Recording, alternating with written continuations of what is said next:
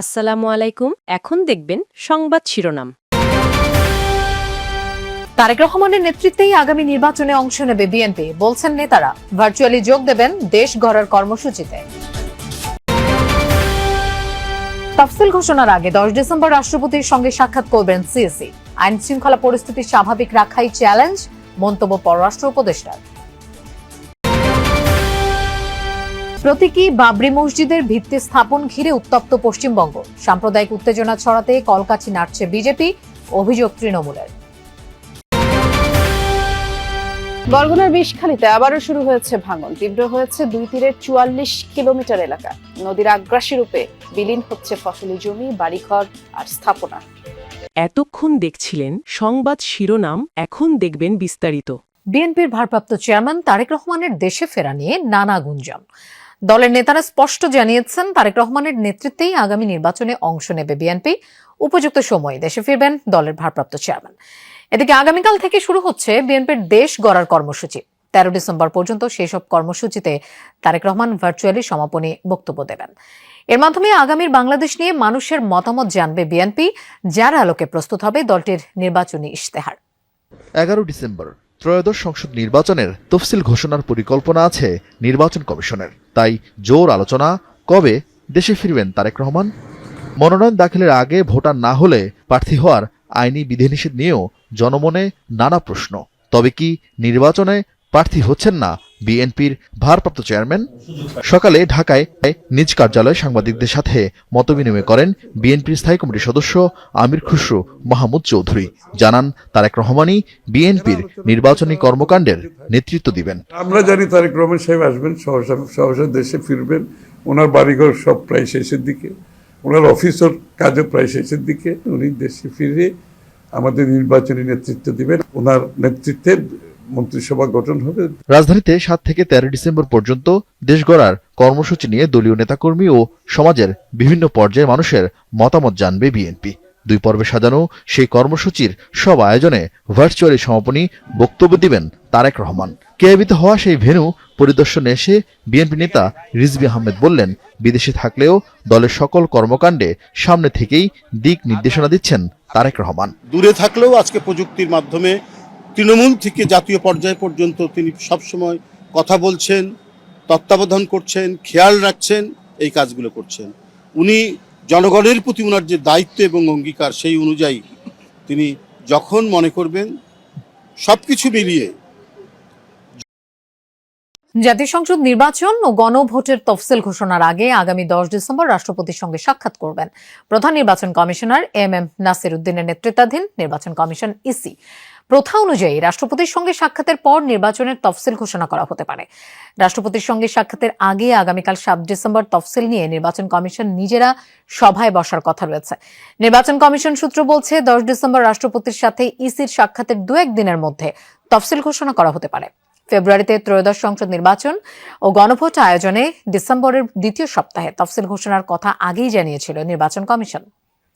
আসন্ন নির্বাচনটি আদর্শ নির্বাচন হতে হবে, জানিয়ে কারো কোনো অভিযোগ থাকবে না। এক্ষেত্রে আইন শৃঙ্খলা পরিস্থিতি স্বাভাবিক রাখার বিষয়টি খুব গুরুত্বপূর্ণ বলে জানিয়েছেন পররাষ্ট্র উপদেষ্টা তৌহিদ হোসেন।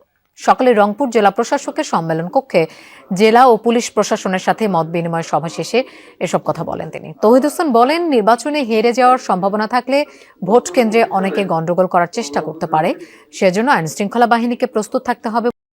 মুর্শিদাবাদে বাবরি মসজিদের ভিত্তিপ্রস্তর স্থাপন করাকে কেন্দ্র করে তোলপাড় চলছে পশ্চিমবঙ্গের রাজনীতিতে।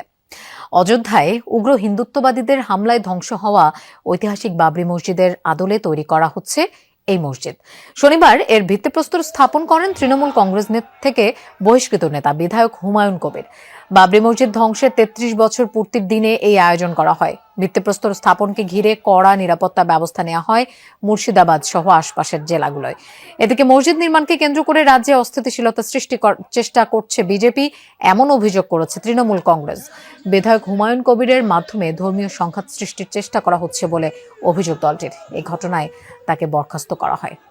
যারা ইসলাম মানেন তারা মসজিদ বানাবেন, হিন্দুরা মন্দির বানাবে, খ্রিস্ট ধর্ম যারা মানেন তারা গির্জা চার্চ বানাবেন, শিখ যারা তারা গুরুদ্বারা বানাবেন, এতে আপত্তি নেই, কিন্তু নামকরণে আপত্তি আছে।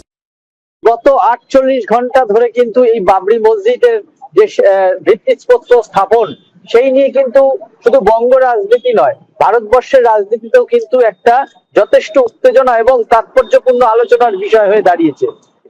1992 সালে 6ই ডিসেম্বর কিন্তু আজকের দিনে বিজেপির তৎকালীন যারা সহযোগী সংগঠন ছিল, বিশ্ব হিন্দু পরিষদ, আরএসএস, এদের নেতৃত্বে কিন্তু বাবরি মসজিদ ধ্বংস হয়েছিল উত্তরপ্রদেশের অযোধ্যায়।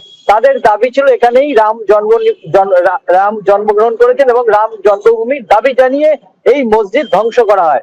সেই সময় কংগ্রেস অর্থাৎ জাতীয় কংগ্রেসের নেতৃত্বে কিন্তু সরকার চলছিল, নরসিংহ রাও প্রধানমন্ত্রী ছিল।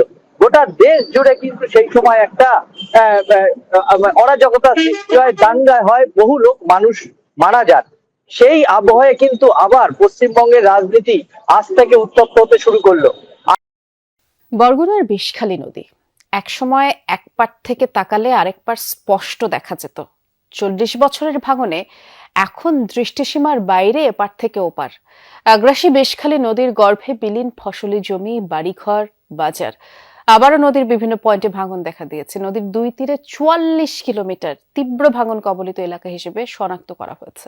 নূরজাহান বেগম প্রায় 50 বছর আগে বরগুনা সদর উপজেলার নলটনা গ্রামে বধূ হয়ে আসেন। এখন যেখানে দাঁড়িয়ে কথা বলছেন সেখান থেকে প্রায় 1 কিলোমিটার দূরে ছিল তার বসতঘর।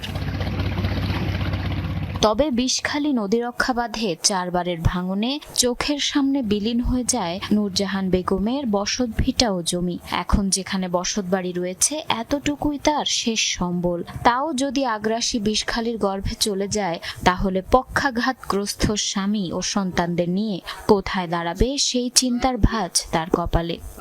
আমার বিয়ে হয়েছে পর হইতে তো এই সাইড দিয়ে বেরিয়ে গেছে, এইতে তো দেখি যে সব নামাক তো নামিয়ে গেছে। এখন তো আমরা এই কিনেরায় আইছি, কিনেরায় আইয়া এখন আমাকে এই বাড়ির মধ্যেই 14-15টা ঘর, এখন তো হ্যাঁ নামিয়ে। শুধু নূরজাহানই নয়, এই নলটনা গ্রামের এক সময়ে সম্ভ্রান্ত পরিবারগুলো সর্বস্ব হারিয়ে চলে গেছে এলাকা ছেড়ে। বহু বছর আগেই বিলীন হয়ে গেছে পানি উন্নয়ন বোর্ডের অফিস। বিলীনের পথে নলিবন্দর, হাটবাজার ও শিক্ষা প্রতিষ্ঠান। সহায় সম্বল হারিয়ে উদ্বাস্তু হয়েছেন হাজার হাজার পরিবার। আমরা এখন নদীতে কাল বিলীন হয়ে গেছে। আমার দাদা হয়তো আমার 50 থেকে 60 কিলো সম্পত্তি চলে গেছে। দোতলা অফিস আসলে অর্ধ অফিস, এজালা হাজার খানি মানে বাড়িঘর আর আসলে তাও ভাঙ্গে চুরিয়ে গেছে। নলির বন্দর, এটা হচ্ছে বন্দর প্রায় 200 বছর আগে বন্দরটা আমাদের। এই নলি বন্দর এখন এই নদী ভাঙ্গনের জন্য বিলীন হয়ে যেতেছে। ভাঙন কবলিত এলাকার মানুষ ঘর ও ফসলি জমি রক্ষায় টেকসই বাঁধ নির্মাণের দাবি জানিয়েছেন। বিগত দিনে আমাদের এখানে অনেকগুলো রিং বেরিয়ে দেওয়া হয়েছে সাময়িক সময়ের জন্য, মানে পানি ঠেকানোর জন্য, কিন্তু